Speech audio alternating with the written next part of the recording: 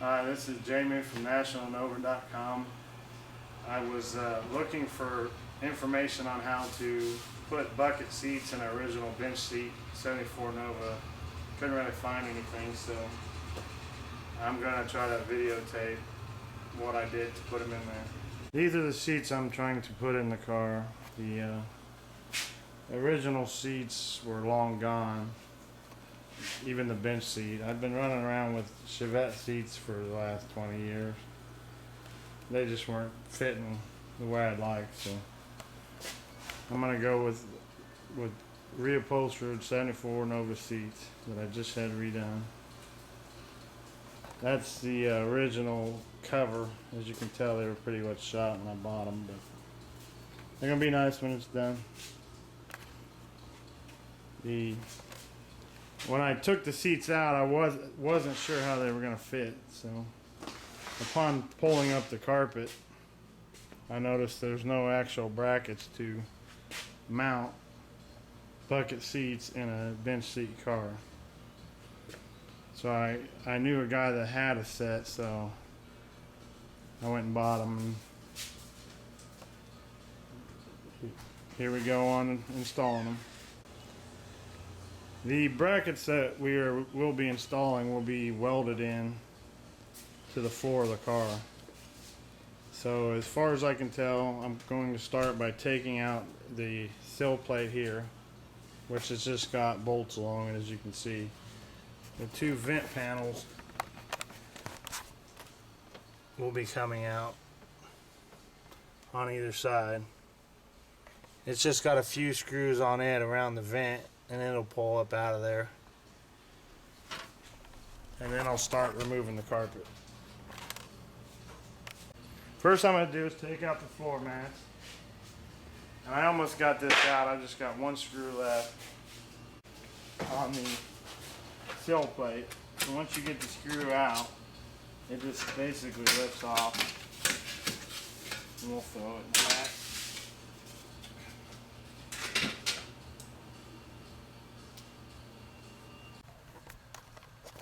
Alright, next thing to do is remove this kick panel, which I believe is a matter of this screw and then that screw.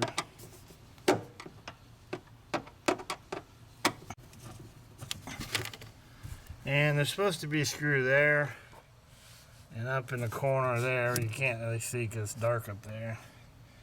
And right there, but somebody's already beat me to those. They're already removed. The next thing you know is you just kind of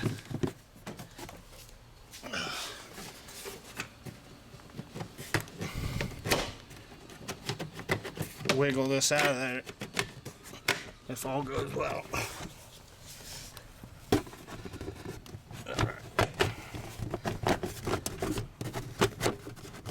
There's actually if you have the non-air conditioned version, there'll be a vent that fits back into that hole, which I'll show you in a minute. You can see back there at all. I'll try to show you. There is a part that fits back in the hole. That's what we got to try to get around.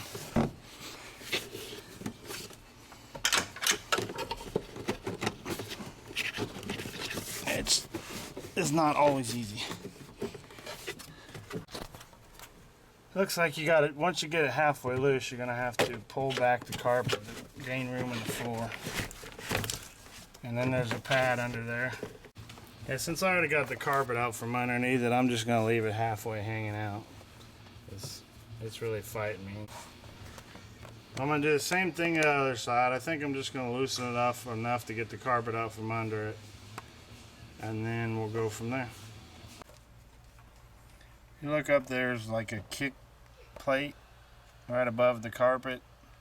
It's got to come out. It looks like you just got a bolt on either side of the steering column, but I already got one missing, so I'll just take out that one.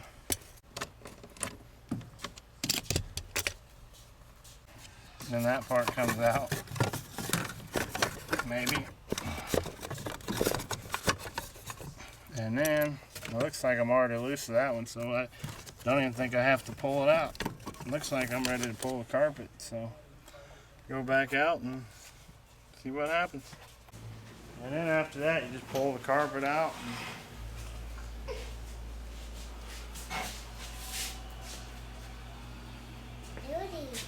Yeah, it looks like it's time for a new one. That's what got me. Looks like a lot of winners there.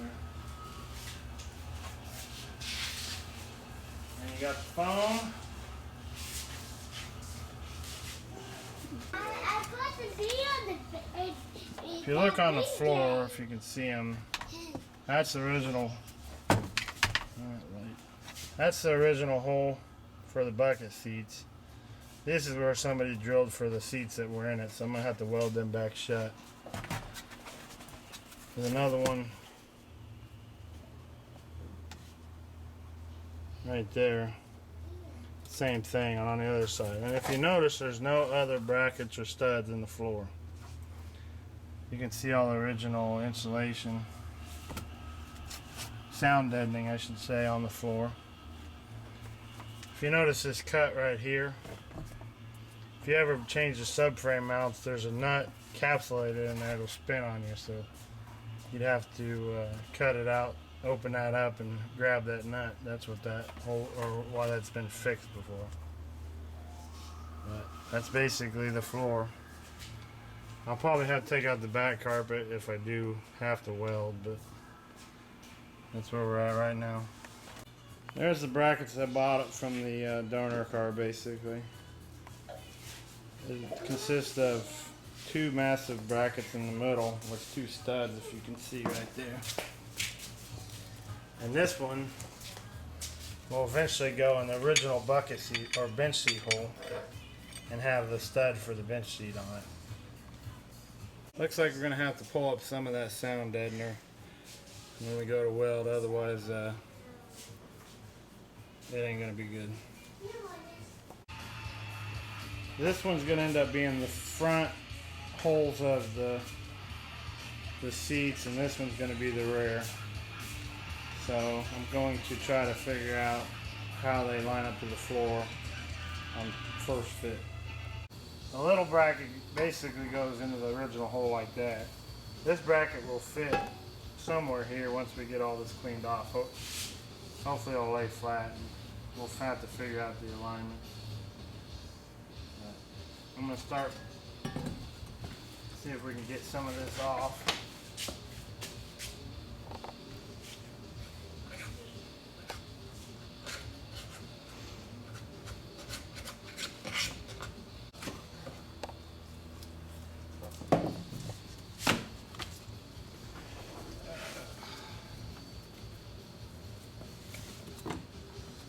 Something like that, I guess, to begin with. Once we actually figure out where it goes for real, we'll start welding it.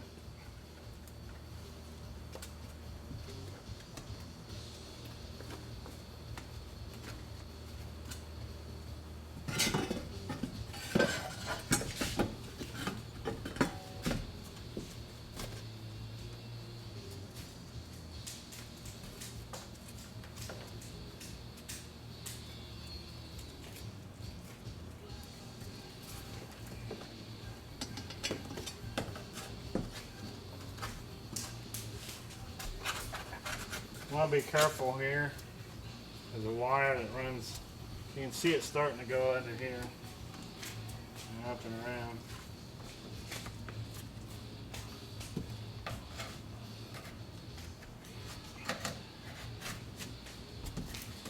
Alright, that'll be good now.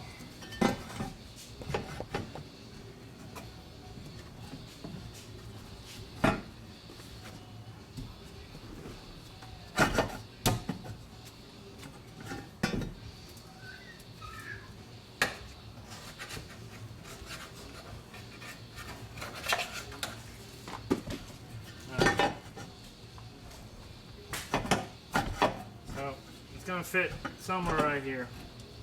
I think like that actually, because it feels tight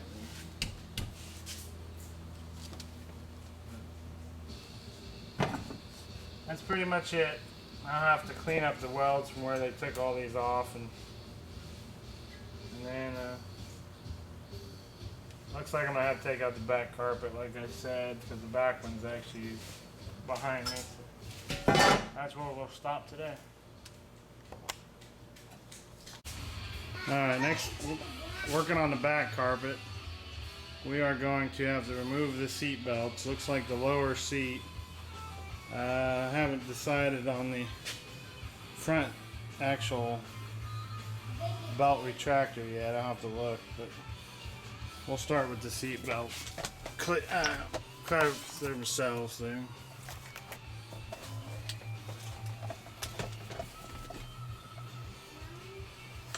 You look under there, it's got a Torx bolt, which is a T50. I'm going to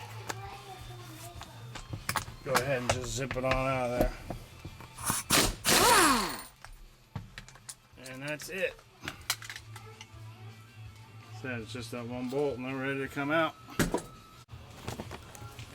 So there is the bolt for the seatbelt retractor. So it'll have to be removed. We'll just zip it out of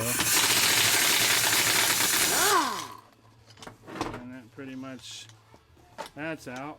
We'll do the same thing to the other side. One on each, and we'll see about the back seat. If you look under the back seat, it's got that piece there with the tape on it. You basically push it back out of its holder and then lift at the same time. So I don't know if you can see it move there. But just lifting it out. See if I can see how it's got a slot for it. Do that on both sides and it should lift right out. Once you get that loose, it should just be a matter of, hopefully,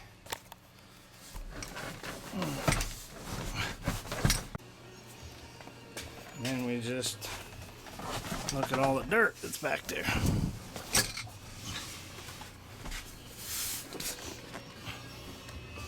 If you look at how that's designed, basically you push back up and then back out in the seat pulls. That way on both sides. After that, we just clean up all the debris on the car and pull out the back carpet. It kinda is up underneath the plastic back panels there, but I think we can pull it out from under there for now. And then it should just come out.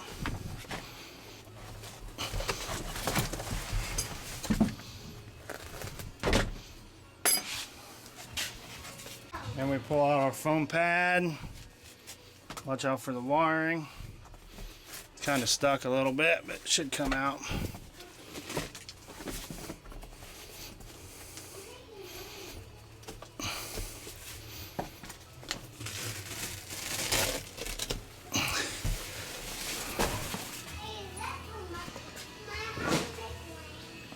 And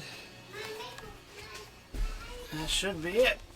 Got a guitar pick. White Zombie. Cool, check that out. Some more wiring for something I have no clue what that's for. And that's it. That's basically how they'll be once they're all final fitted and welded.